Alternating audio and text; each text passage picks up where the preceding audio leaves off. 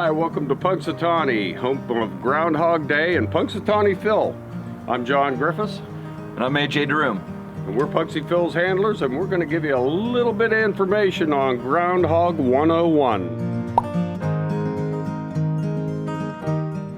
All right, we're going to tell you a little bit about groundhogs. Marmota monax is their scientific name, and they're most closely related to the squirrel, believe it or not.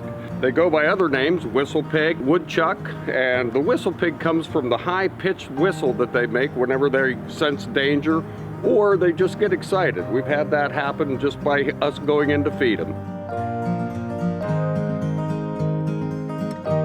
In the wild, groundhogs live, probably 5 to 7 years.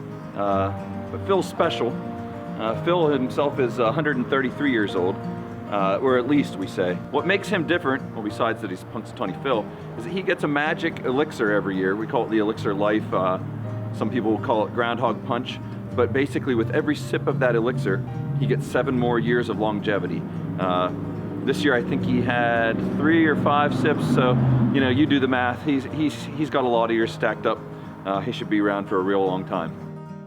Groundhogs in the wild have a wide variety. They eat nuts, all kinds of vegetation, and in the spring when they come out of hibernation, one of their favorite foods is dandelions.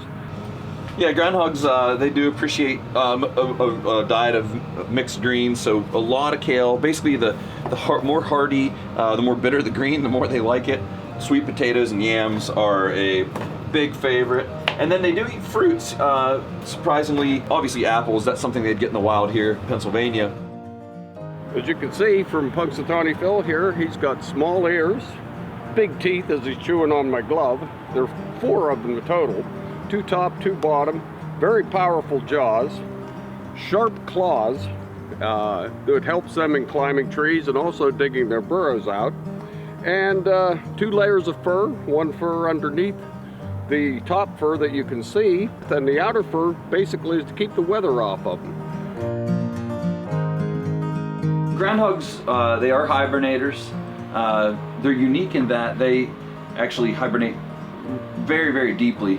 Some animals that hibernate will get up throughout the winter. Groundhogs, when they go down, they pretty much are sleeping. If you walked up or came upon a hibernating groundhog, if you're actually able to get down in their burrow, you may even think it was dead. Their body temperature goes way down, their heart rate goes way down, and they just hibernate very, very soundly.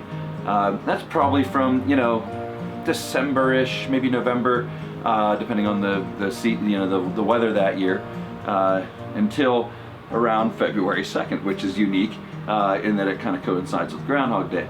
But they actually get up, the males will get up around February-ish, depending on the weather once again, and they'll go out and search out a mate, or their mate, because they typically will mate with a female for life. They go into their burrows, which are construction miracles. They move about 700 pounds of dirt. They have different chambers down there for which they sleep and go to the restroom, and at least 2 and sometimes up to 5 different holes for them to be able to get out in case there's a predator in there.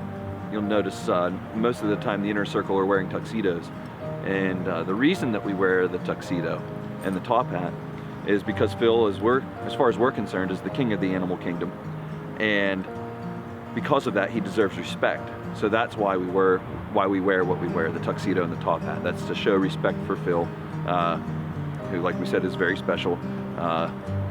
He's the only groundhog in the world that predicts spring or winter. All right, on behalf of Punxsutawney Phil, AJ, and myself, we'd like to thank you all for watching.